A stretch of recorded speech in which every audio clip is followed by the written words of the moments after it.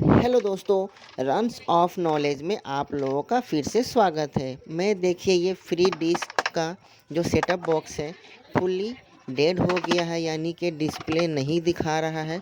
उसी को मैं आज रिपेयर करना सिखाऊंगा या आपको करके दिखाऊंगा दोस्तों।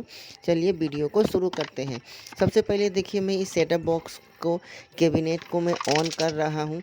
स्क्रू ड्राइवर की मदद से अनस्क्रू करके इसके बोर्ड को मैं सबसे पहले बाहर निकालूंगा बॉडी से। देखिए ये इस बोर्ड में दो पार्ट दिया गया है।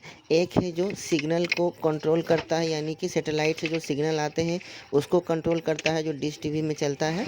और एक है मेन पीसीबी। इसमें आपका मेन पीसीबी में ही गड़बड़ हुआ है, जिसके कारण से इसमें डिस्प्ले नहीं दिखा रहा है। सबसे पहले तो आप इसमें क्या कीजिएगा, आपको मैं बताने के लिए और सिखाने के लिए मैं एक और दूसरा सेटअप बॉक्स लिया हूँ।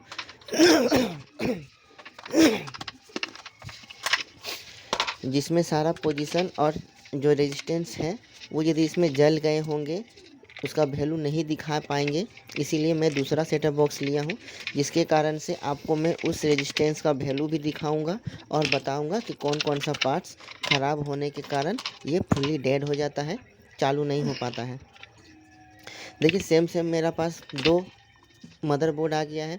अब देखिए डिस्प्ले इसका काम नहीं कर रहा, तो इस हालत में क्या करेंगे, यहाँ पर सबसे पहले एक फ्यूज लगा होता है, उस फ्यूज को चेक करेंगे वो फ्यूज उड़ा तो नहीं है।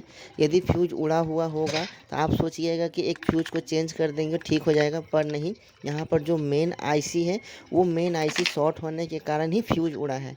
यानी आपको पहले आईसी को चेक करना होगा कि वो आईसी ठीक है या नहीं, और नहीं तो ये जो सिग्नल वाला जो मैं हाथ में लिया हूँ वो भी कभी कभी शॉर्ट हो जाता है, जिसके कारण से फ्यूज उड़ जाता है और डिस्प्ले में लाइन नहीं आता है दोस्तों।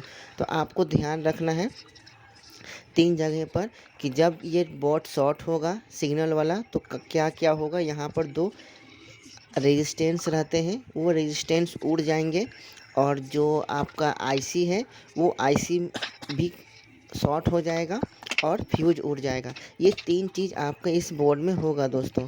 देखिए मैं यहाँ पर जो सिग्नल वाला जो बोर्ड है उसको लगाकर ऑन करके दिखाता हूँ।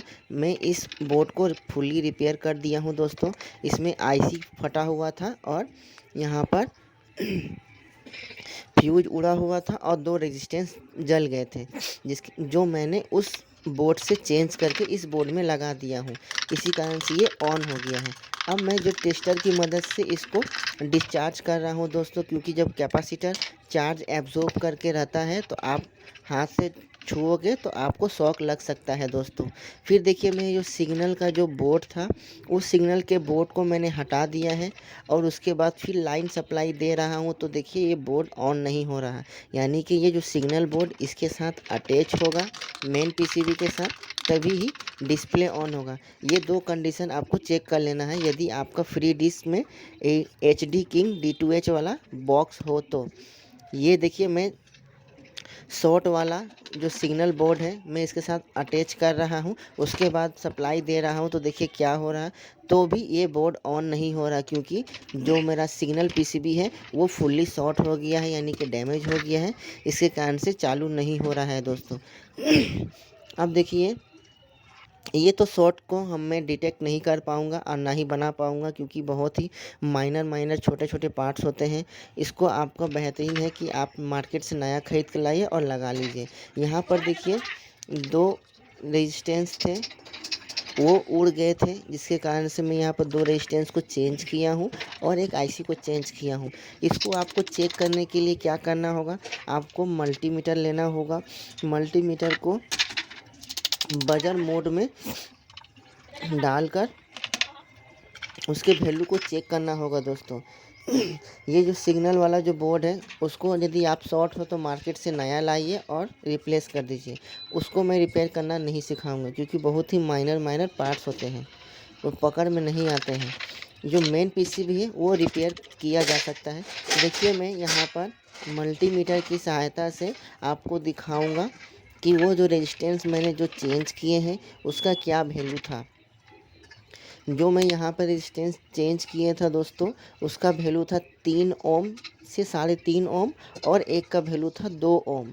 यदि आपको वो रेजिस्टेंस यदि पीसीबी में नहीं मिलता है तो आप बाहर से 5 ओम या 2 ओम का रेजिस्टेंस यहाँ पर लगा दीजिएगा, 2 या 3 ओम का, तो आपका ये बोर्ड रेडी हो जाएगा। अब देखिए, जो मेरा आईसी था, आईसी को चेंज करने के लिए मैं ये डी सोल्डरिंग पंप लिया हूँ, जो आर्मसोल कंपनी का है। सबसे बेहतरीन है दोस्तों, क्योंकि डी सोल्डरिंग पंप के द्वारा ही आपका जो आईसी में जो सोल्डरिंग किया हुआ है, वो सोल्डरिंग को ये वैक्यूम की मदद से खींच लेता है, और वहाँ पर जो सोल्डरिंग किया हुआ जो रांगा रहता है वो फुल्ली रिप्लेस हो जाता है, और आईसी बहुत ही ईजिली रिमूव हो जाता है दोस्तों। अब देखिए, मैं इसको पूरा सेट कर कर आपको दिखा रहा हूँ चलाकर। मैं इसमें सिर्फ 3 ही पार्ट को चेंज किया हूँ। एक फ्यूज का जगह को मैं फ्यूज ना लगाकर वहाँ पर एक जंपर वायर मार दिया हूँ, और जहाँ आईसी था वो आईसी शॉर्ट हो गया था दोस्तों, जो मैंने दूसरे सेटअप बॉक्स से निकाल कर इसमें फिट किया हूँ दोस्तों। और इसके जो पीछे जो प्रिंटेड सर्किट बोर्ड है, उसमें 207 नंबर का दो रेजिस्टेंस लगे थे। उस रेजिस्टेंस को मैंने बदल दिया है वो उस सेटअप बॉक्स से। इसके बाद ये सेटअप बॉक्स फुल्ली रेडी हो गया है। आप इसको यूज कर सकते हैं। बस सेटअप बॉक्स में आपको ध्यान रखना है, जब आपका फ्यूज उड़ता है तो फ्यूज किस कारण से उड़ा है उसको आपको डिटेक्ट करना है। आपको पहले आईसी देखना है, और प्रिंटेड सर्किट बोर्ड जो पीछे की तरफ होता है उसको पहले वहाँ पर आपको देखना है, ये कौन सा रेजिस्टेंस वहाँ पर जला है या उड़ गया है, उसको देखना है। यदि आप लोगों को ये वीडियो अच्छा लगा, आप लोग सब्सक्राइब कीजिए, लाइक कीजिए, शेयर करना बिल्कुल ना भूलिए दोस्तों, और बेल आइकन को दबा दीजिएगा। जब भी मैं कोई नया वीडियो अपलोड करूँगा, आप लोगों को नोटिफिकेशन मिलता रहेगा। थैंक यू दोस्तों।